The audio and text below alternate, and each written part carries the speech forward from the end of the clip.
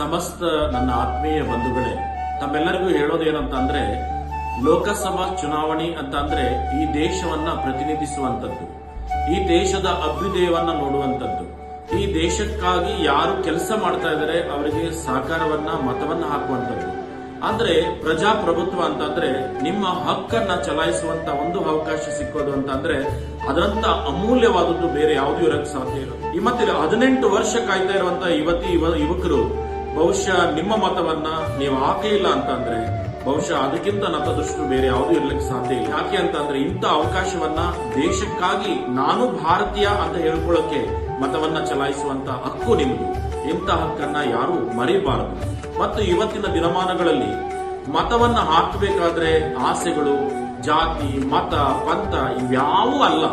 ನಿಮಗೆ ಯಾರು ಹೇಳ್ಬೇಕಾಗಿಲ್ಲ. ನಿಮಗೆ ಯಾವ್ದು ಒಳ್ಳೇದು ಅಂತ ಅನಿಸ್ತದೋ ಅವರಿಗೆ ಮತವನ್ನ ಹಾಕಿ. ಬಹುಶಃ ಮಾರ್ಕೊಳ್ಳುವಂತ ಸ್ಥಿತಿ ಯಾರು ಪ್ರಜೆಗಳು ಹೋಗಬಾರದು ಅಂತ ಹೇಳಲಿಕ್ಕೆ ಬಯಸ್ತೀನಿ. ಯಾಕೆ ಅಂತ ಅಂದ್ರೆ 500 ರೂಪಾಯಿ, 1000 ರೂಪಾಯಿ, 2000 ರೂಪಾಯಿ ಕೊಟ್ರೆ, 500 ರೂಪಾಯಿ ಕೊಟ್ರೆ ಬಹುಶಃ 25 ಪೈಸಾ, 1000 ರೂಪಾಯಿ ಕೊಟ್ರೆ 50 ಪೈಸಾ, 2000 ರೂಪಾಯಿ ಕೊಟ್ರೆ 1 ರೂಪಾಯಿ.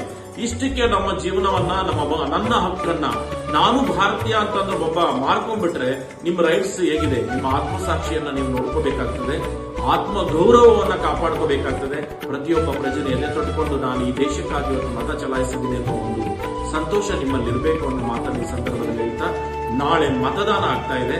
ಯಾರೂ ಸಹ ತಪ್ಪಿಸಿಕೊಳ್ಳದೆ ಪ್ರತಿಯೊಬ್ರು ಏನೇ ಕೆಲಸ ಇರಲಿ ಅದೆಲ್ಲ ಬಿಟ್ಟು ಮತವನ್ನ ಚಲಾಯಿಸಿ. ನಾನು ಮತವನ್ನ ಹಾಕ್ತೀನಿ, ನೀವು ಮತವನ್ನ ಹಾಕಿ ಈ ದೇಶವನ್ನ ಅಭ್ಯುದಯವನ್ನ ಕಾಣೋಣ ಅಂತ ಹೇಳಲಿಕ್ಕೆ ನಾನು ಬಯಸ್ತೀನಿ. ತಮ್ಮೆಲ್ಲರೂ ಶುಭ.